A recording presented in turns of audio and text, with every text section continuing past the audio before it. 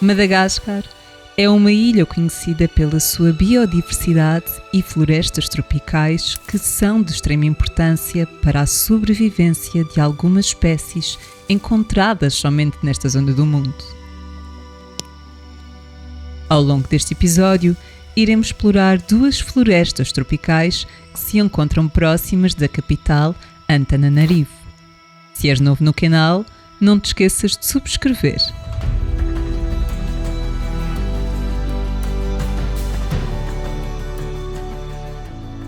A nossa jornada pela ilha de Madagascar começou na capital, mas ao fim de uma noite estávamos prontos para explorar o lado mais selvagem deste país. A primeira paragem foi em Andsi Bay. E estamos prestes a começar a nossa primeira caminhada por Madagascar, no Parque Voama, para tentar encontrar os maiores lémures, os Indri. Eles têm 3 tipos de chamamentos e um deles muito parecido ao chamar de uma baleia. Espero conseguir vê-los e ouvir esse chamamento. Este foi um dos grandes objetivos da nossa vinda a esta zona do país. A possibilidade de avistarmos o Indri, o maior lémur vivo com quase 1 metro de altura. Em malgache, o seu nome é Babakoto e existem várias traduções possíveis: avô, pequeno pai ou ancestral. Em relação ao nome utilizado hoje em dia, poderá estar ligado ao facto de um francês ter mencionado que os habitantes locais chamavam de Indri a este lémur, mas na verdade, Indri em malgache significa olha ali. Provavelmente, os habitantes estariam apenas a dizer ao francês para observar este animal.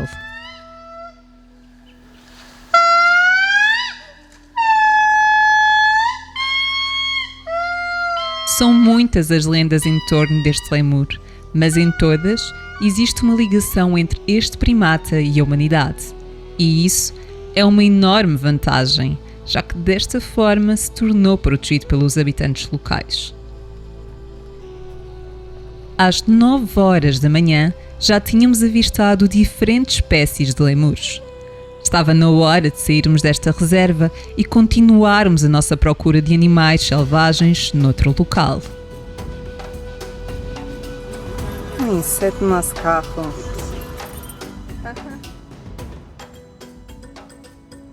Como a presença de guia é obrigatória em todas as reservas e parques nacionais, assim que chegamos ao portão principal, somos abordados por pessoas experientes tanto na procura quanto na identificação de fauna e flora. O tópico das estradas está entre o top 3 dos assuntos mais falados entre viajantes desta ilha. O motivo é simples. Existem muitas estradas de terra batida, mas também algumas que são compostas maioritariamente por buracos e bocados de asfalto. Os poucos quilómetros que temos de percorrer transformam-se em horas que requerem muita atenção e concentração até chegarmos ao destino. A sorte é que pelo caminho vamos observando a vida cotidiana de centenas, se não de milhares de pessoas. Não é que o país tenha muitas pessoas, são cerca de 28 milhões de habitantes, mas parece que a vida é toda ela feita ao longo da Estrada Nacional.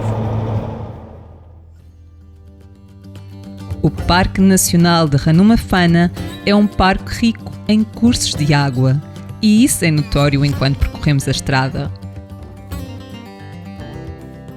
Com uma elevação a variar entre os 600 e os 1400 metros, conseguimos vislumbrar este Parque Nacional do local onde ficamos hospedados. A umidade relativa faz com que as manhãs sejam quase todas iguais. A neblina é certa, mas nem por isso perde o seu encanto.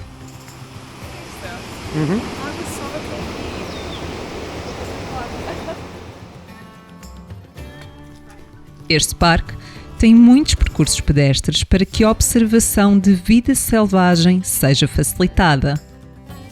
Ainda assim, somos muitas vezes convidados pelos nossos guias a seguir o trajeto de um determinado animal. E quando damos por nós, estamos fora dos caminhos definidos. E se estás à procura de uma área florestal intocada pelo ser humano, tenho uma boa notícia. Uma parte deste parque é composta por uma floresta primária, ou seja, todo o seu ambiente está preservado desde a sua origem. As caminhadas até lá chegarmos são mais desafiantes devido ao seu terreno íngreme e escorregadio, mas se gostas de aventuras e acampar, poderá ser uma opção interessante. Ranuma Fana é o lar de 7 espécies de lémures que estão ativas durante o dia. Existem ainda muitos sapos, rãs e é um dos melhores lugares para observarmos o besouro girafa. Pode não parecer, mas ao pé de mim tenho uma girafa. A girafa de Madagascar. A noite traz mudanças. Gostamos tanto deste parque que voltamos agora à noite. Vamos tentar ver o menor lemur que existe. Ele pesa cerca de 30 gramas. Alguns animais recolhem-se para dormir enquanto outros ficam ativos. Os sons não esmorecem. Com a ausência de ruído do ser humano, os sons dos animais parecem ficar mais altos e nítidos. E por vezes, tornam-se assustadores. A verdade é que mexem com a nossa imaginação, pois apesar de os ouvirmos, a escuridão não nos permite vê-los. E a lanterna também não tem um grande alcance. Resta-nos imaginar. Que animal fará este som tão estranho? Qual o seu aspecto?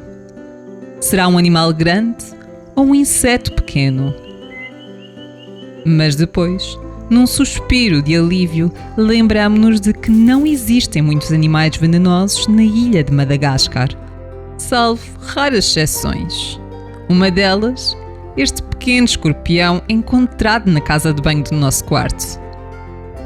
As caminhadas noturnas são ótimas oportunidades para avistarmos animais que de outra forma seriam difíceis ou até mesmo impossíveis de avistar.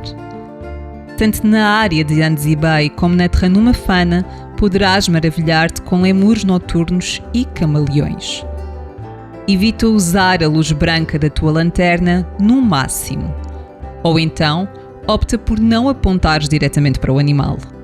A verdade é que para além de o estares a incomodar, no caso do camaleão, não irás observar as suas belas cores, uma vez que eles têm tendência a alterá-las com a exposição à luz artificial. E como alugar carros nem sempre corre como esperado, o nosso começou a apresentar problemas de bateria. Ontem ficámos sem bateria 2 vezes, uma delas à noite. E o carro ficou no meio da estrada e teve de ser emborrado.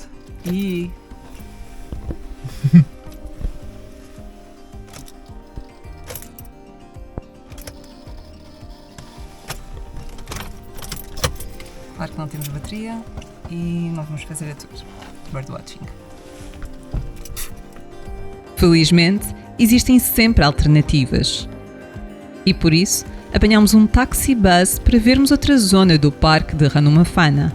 Enquanto isso, o nosso carro ficou no mecânico a arranjar um problema no alternador.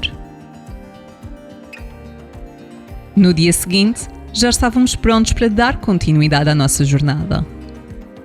Por isso, não te esqueças de subscrever o canal para os próximos episódios. E se gostaste, deixa o teu like. É apenas um clique e ajuda bastante o canal. Obrigada e até breve.